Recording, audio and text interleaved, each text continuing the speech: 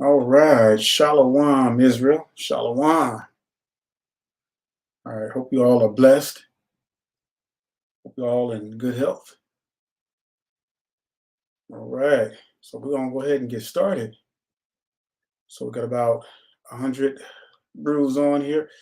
So already see the title, "The Status Quo: The Deep Agenda to Destroy Israelites." Now, this is not going to be so much as a lesson, but more of a discussion to get you to see the big picture of what's going on and how the heathens have planned our demise from day one. And you really got to get this in your head. You really got to see the big picture, because if you don't see what's going on, then you're going to miss everything. And I'm going to show you how the commandments tie into all of this. You're going to see it's going to be so clear when you see it. All right. So, Israel, check this out. Now, when you notice every time they advertise like fast food restaurants and fast food chains and things like that, you notice that they always use an Israelite face. They use like Michael Jordan.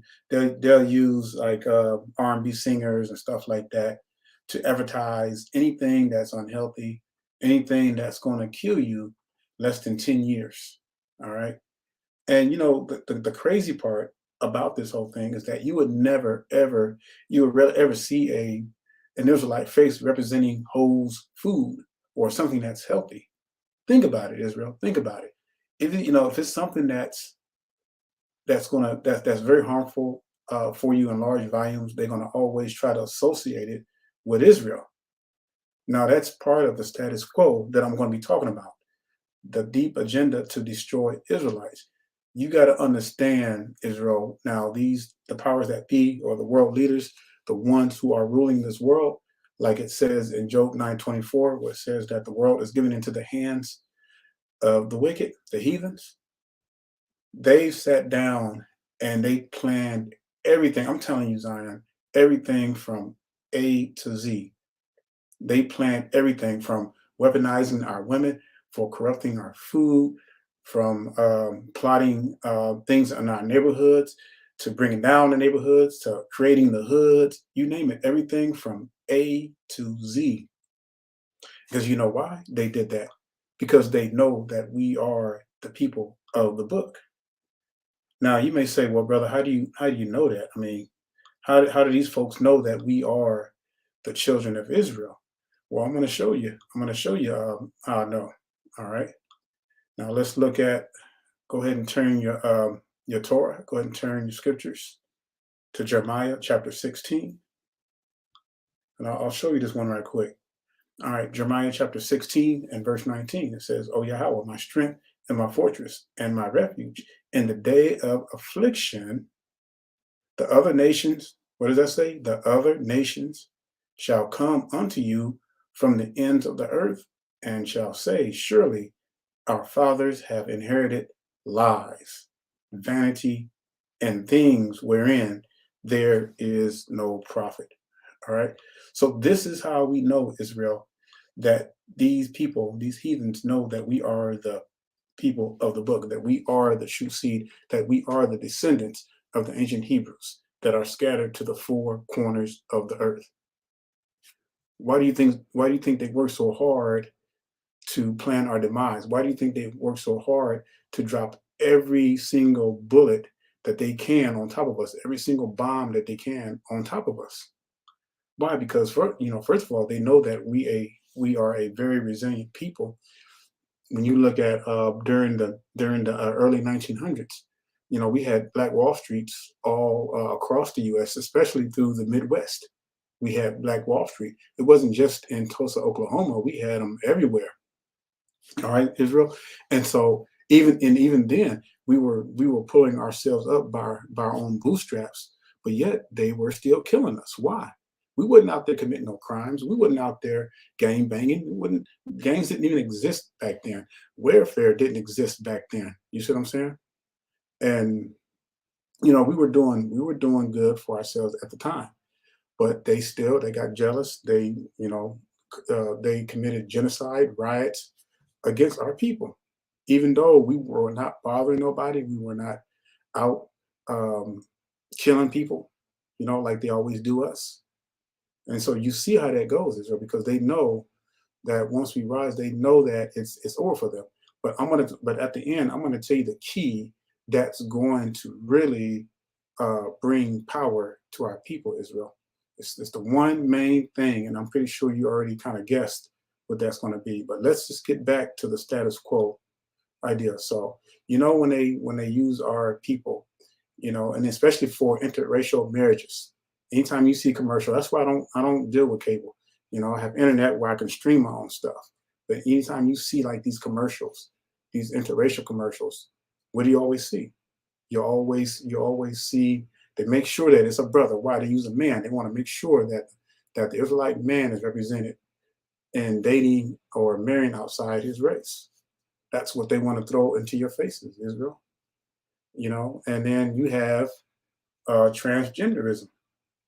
Now, this is crazy because we live in a time, Israel, where teachers can teach your kids. I'm talking about your kids, Israel. Like you all in the comic box right now, you got kids that are in public schools. Yeah, y'all might want to really try working on getting them out of public schools.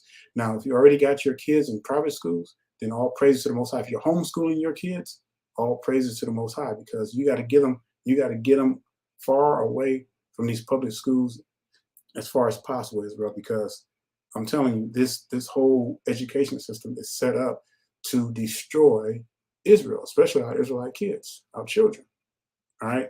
But you got in this day and age, you got teachers that would sit up there in the classrooms and they will literally tell your children that it's okay for them to feel like they're a girl if they're in a boy's body, or vice versa. Now, you have these teachers telling your kids this in classes. Now, I grew up in elementary schools in the 70s. Now, if a teacher back then would have came and even suggested something like that, you know what would have happened to Israel? The parents would have band together. That's right. All the parents would have band together. They would have came and burnt that damn school down. They didn't play that back then. But you know that times are getting bad when you get to a point in life where this all this stuff is being pushed on our kids. All right. And this has become the status quo in Israel. You see more you see more transgenderism, you see more homosexuality, you see more lesbian in our communities than ever before. You go into any major black city where there's a high concentration of us there, you're going to see a lot of that stuff, Israel. I'm telling you, it's ridiculous beyond belief. But this is the status quo of the heathens. See, and this is just a piece of the agenda. This is just a piece. All right.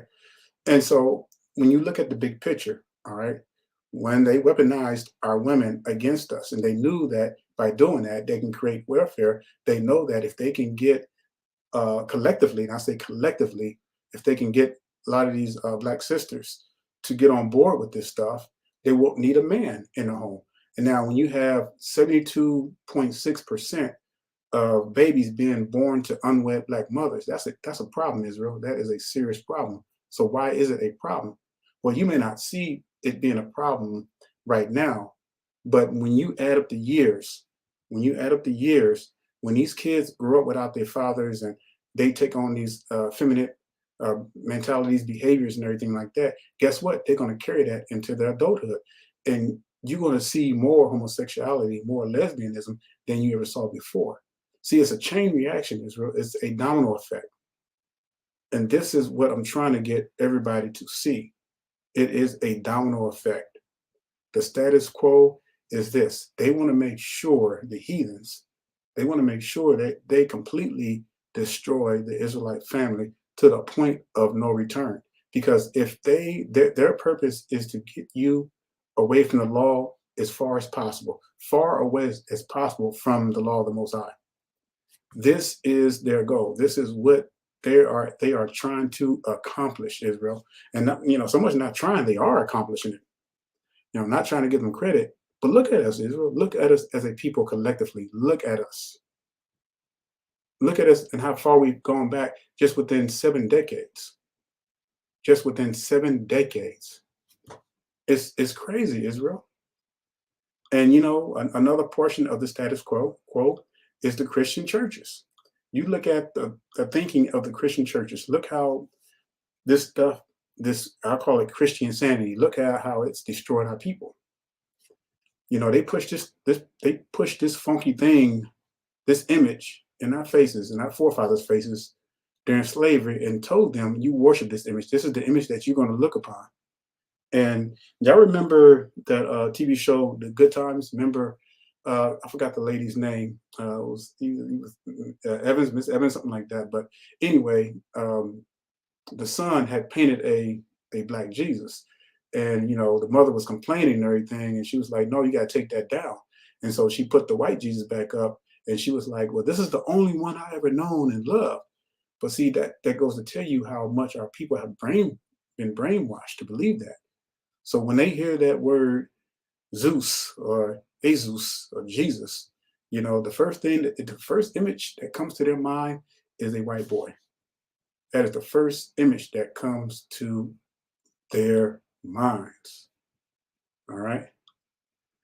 So Israel, the status quo is real. This is what the heathens have implanted in our people. All right. I want to take you to Proverbs. I'm gonna show you something else right quick.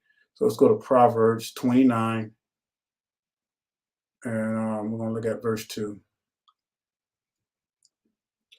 Proverbs 29. Let's see here. All right, yeah, Proverbs 29 and verse 2. And I'll give y'all a second there to get there. All right. But this is serious, Israel. This is what they've been doing all this time for hundreds of years, ever since we came over here on this wicked land, this strange land. All right, so Proverbs 29:2, and it says, "When the righteous are in authority, the people rejoice. But when the wicked bear rule, the people mourn." Israel. So what is this telling us? It's telling us that because we've lost our heritage, we lost our way because we broke the commandments. Therefore we are in a state of oppression. We are in a state of anxiety. We're in a state of just everything. Everybody's trying to kill us. Everybody's trying to kill us. Even our own people are trying to kill us. And this is the thing that we're facing every day. So when you think about the status quo is the same old thinking with the same old results.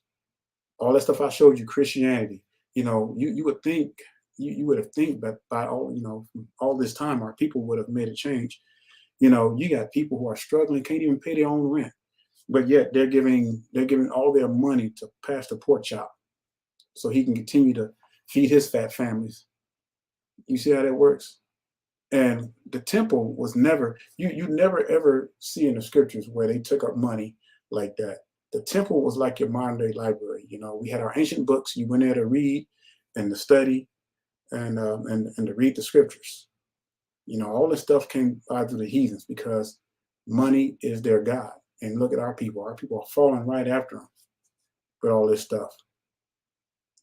These heathens will sell anything because money is their God. All right. All right, let's go to Ecclesiastes 7:7.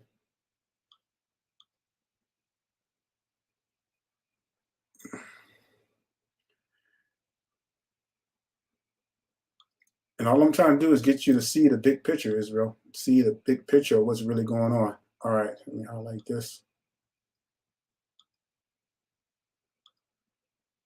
All right, so it says, Ecclesiastes 7:7, it says, "Surely oppression makes a wise man mad, and a gift destroys the heart."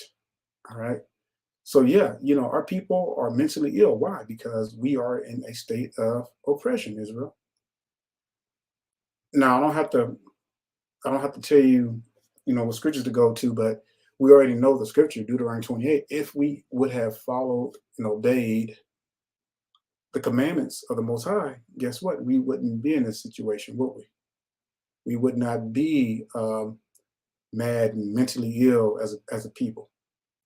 And I don't care how much you claim you're not mentally ill. We all are mentally ill because we're at the bottom. We are the tail and not the head. All right. And the Most High is going to save us as a people, not as individuals. All right. Now, collectively, you have to work out now individually, you have to work out your salvation with fear and trembling. You're going to always have to do that, but that's a work of a lifetime, Israel, because you're going to make mistakes, you're going to fall, but you get right back up, like the scripture says. You get right back up, you repent, and you become stronger. All right. But as a whole, the Most High is going to save us because the Most High brought us into captivity, and He's going to take us out of captivity. So I can prove that to you as well. So let's go to Deuteronomy. Let's go to Deuteronomy chapter 4, and let's look at verse 27 and 28. It says, "And Yahweh shall scatter you among the nations, all right, and ye shall be left few in number amongst the heathen." This is why it seems like we're outnumbered by the heathens, because wherever we're scattered to, this is not our land. This is a strange land. We already know how we got here, but it seems like we're outnumbered because we're scattered among the heathen. That's why it says that we will be few among the heathen, whether Yahweh shall lead you. So that means He brought us into captivity. So if He brought us into captivity, then guess what? He's the one that's going to bring us out. And it says, "And there ye shall serve Elohims, or gods, the works of men's hand, wood and stone, which neither see nor hear nor smell." All right. So it's not this what our people are doing, worshiping some white man named by the name of Cesare Borgia, worshiping all these different idols and all kinds of stuff, because that's what they're doing. And this is what exactly the scripture said what happened. All right. So don't get it twisted, Israel. We were put on this earth, the Most High, when He created us, His people, we were to worship Him and give Him all reverence and praise Him. But because we did not do that, He threw us to our enemies because we wanted to become like our enemies. We wanted to be our enemies. We wanted to look like our enemies, dress like them, spend money like them, love money like them. And this is the result. This is the end result of what's happening to our people. Now, I know many of you are sick of tired of being sick and tired, but you're going to have to find a way to contribute. You're going to have to find a way to make yourself useful for the Most High. You senior sisters, this is the time for you to get on these younger sisters, these brothers that like myself and Brother Aton that are seasoned. Get on these brothers and the sisters. You see what I'm saying? We got to hold each other accountable. We can't.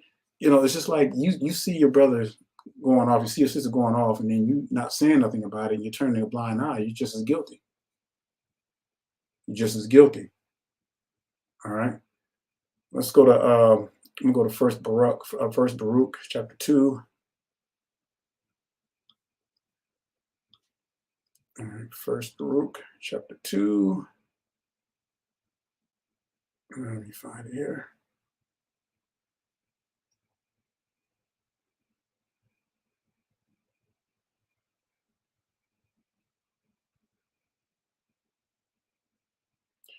And just while you go on there, this First Baruch chapter 2.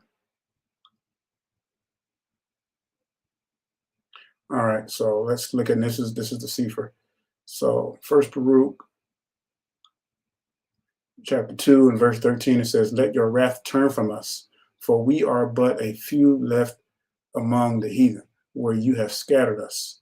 Hear our prayers, O Yahweh, and our petitions, and deliver us for your own sake, and give us favor in the sight of them which have led us away." All right. And some of you might be like, "Well, I can't wait till when that day comes." All right. And so, when that day comes, we don't know, Israel, but I do know one thing: all the prophecies have to be fulfilled. All right. All the prophecies will be fulfilled. And We should never, try to set dates or try to presume when we think the Most High is going to come. Because look at this. Look what's happening to our people. All right. These things have to play itself out. Yeah, it hurts. It hurts to see that. And it really sucks because, we have to watch our people go through this stuff. And it should have never meant to be like that. It should have never meant to be like that. All right. So, the Most High is going to take a lot, and he's taking our people out of their comfort zone because that's the only way that they're going to hear the Most High, Israel. Unfortunately, the only way our people are going to hear the Most High is flat on their backs. I mean, it's sad. All right. The status quo, the deep agenda to destroy Israelites. All right. We already know that they are confederate against the Most High's people.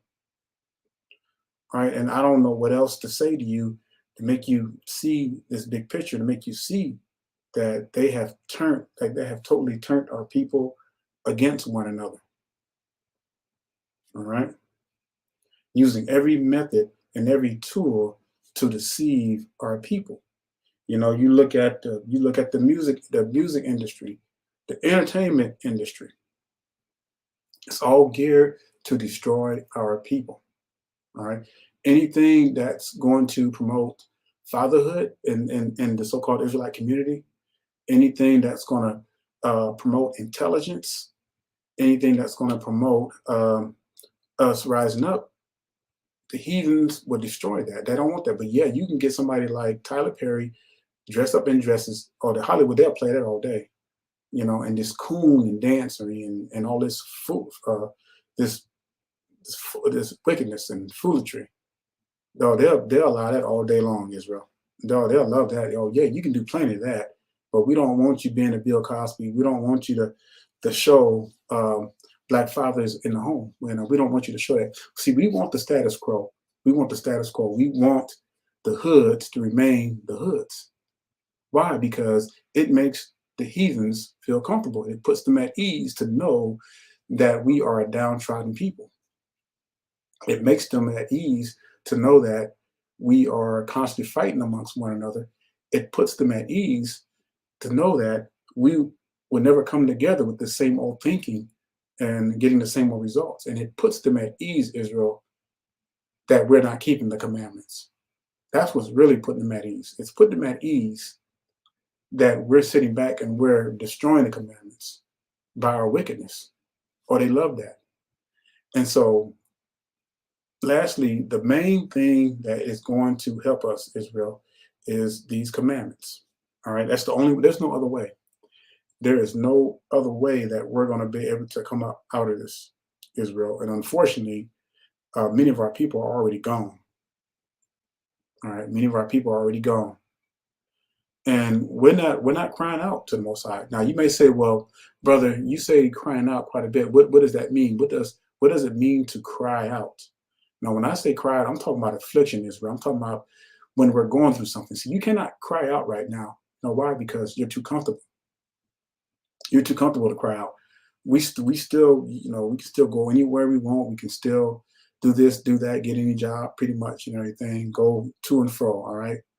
We're not being persecuted, Israel, so no one is crying out. And you can only cry out through persecution. That's the only way that you can cry out is through persecution. If you don't believe me, read Revelation chapter 6. It says that. It says that we're going to have to go through what our forefathers went through. And if you don't believe it, let me show it to you right quick. Let's go to Revelation chapter 6. I don't know why this thing is messed up like that because I am connected to the wire. So, all right, so Revelation chapter 6. Let me find it here. All right, here it is. So Revelation chapter 6 and verse 11. I'll give you a few seconds to get there. Revelation chapter 6 and verse 11. And it says, and white robes were given unto every one of them, and it was said unto them that they should rest yet for a little season until their fellow servants also and their brethren that should be killed as they were should be fulfilled. All right. So this is talking about during the time of the apostles when they had to flee and when they were being killed. Guess what, Israel? The faithful, the ones who are truly keeping the commandments, we're gonna have to go through the same thing. Now I don't know. I pray that the Most High's will be done. I don't know if I'll be alive at all when that time comes. All right. But I do know that the only way that we can cry out is through persecution. So no, to answer to your question, Israel, no one is crying out right now because we're too comfortable. We are too comfortable collectively as a people. And we are not crying out. Because first of all, we're not even keeping the commandments. All right. We're not keeping the laws. And even the ones who claim to be woke and even the ones who claim to be um, in the truth, are not even keeping the commandments because they still eat pork. They still don't keep the Shabbat. They don't wear the fringes, and all manner of stuff. Even the easy commandments, they just regard them. It's that Christianity thinking. Again, Israel, the status quo, the same thinking, same old results. It's because you feel like the commandments are not important. You feel like it's just another thing on the check block. All right. And as long as you feel that way, well, guess what? We're going to continue to experience pure hell. And we ain't seen hell yet, Israel. We don't even know what that looks like. We ain't seen nothing yet. All right. And I'm just trying to make you aware what to expect and what's happening. Because if you think that we've arrived, then you've been deceived. All right. This ain't nothing to brag about. This walk ain't for the faint-hearted. All right. It's not for the weak-minded. And Israel, we have a lot of work. When I say a lot of work, we got a lot of work to do as a people, because even compared to the 50s, how we were living, we were way better off than now. So, I mean, it's a big difference. And again, when you have 70, and this was like back in 2000 and like 2010, when you have, and this is probably high now, it's probably like 77 point something percent of Black babies that are born to unwed mothers. That is a serious problem, Israel. So that means that there's a 77% lack of fathers in the home. When you have that lack, Israel, guess what? Everything is broken, because they know that if they can destroy the Israelite man, they can destroy Israel. Period. So let that sink in through your head a little bit. Let that marinate in your soul. Because each one of us in here, you're going to have to do your part. Everybody, anybody who claims to be Israel, you're going to have to carry some weight. Y'all, you're going to have to put in some work. There's no other way around it. You're going to have to put in some work, some hard work. And it's not going to always be pleasant, because you're going to have to rebuke, you're going to have to cut. And I'm talking spiritually. You're going to have to do a lot of that. And you're going to have, the scripture says in Matthew 10 that I come not to bring peace, but a sword. All right. Let me go there right quick. Matthew chapter 10. All right. It's no game, Israel. It's nothing to play around with. All right.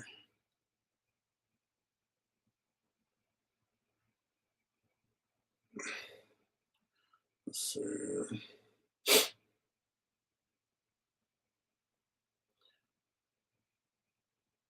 No.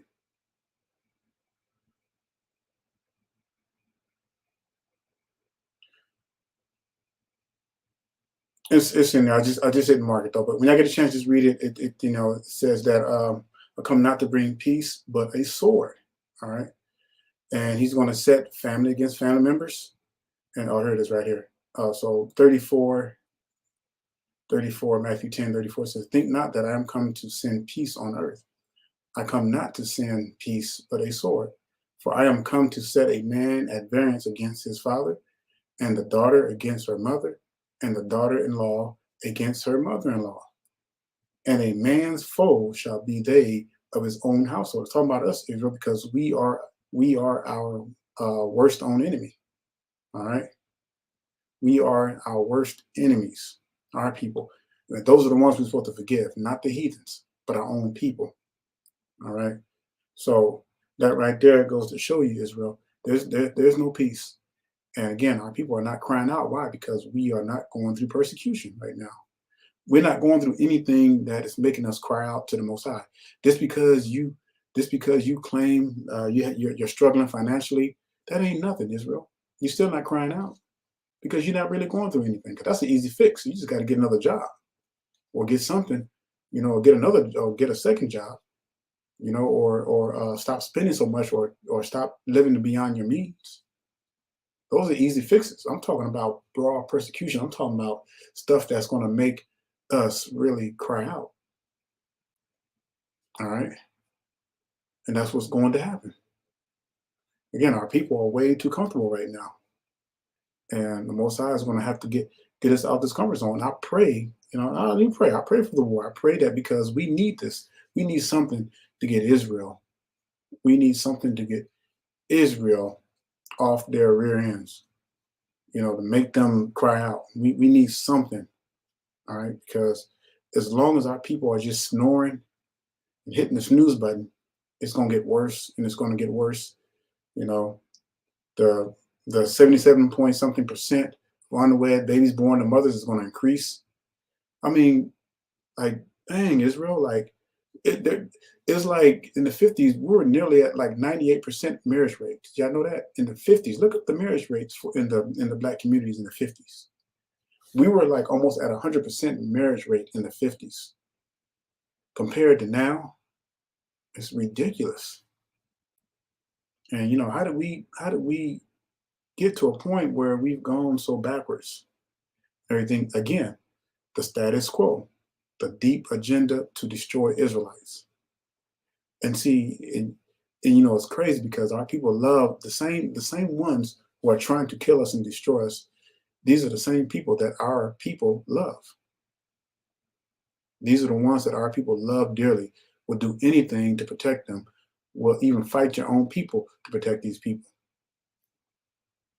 But you don't even see what's going on behind closed doors. You don't even see what's going on in these think tanks and how they sit down and they plan this stuff since the early 30s. Ever since we started coming up in Black Wall Street, they plan our demise from the very beginning. They says, okay, we see that their strength is the men, the Israelite men. We can destroy him. We can destroy the whole nation. We can destroy the whole nation of Israel. We can just get a hold to the men. Oh, we got a good idea. Let's weaponize the black woman against the man.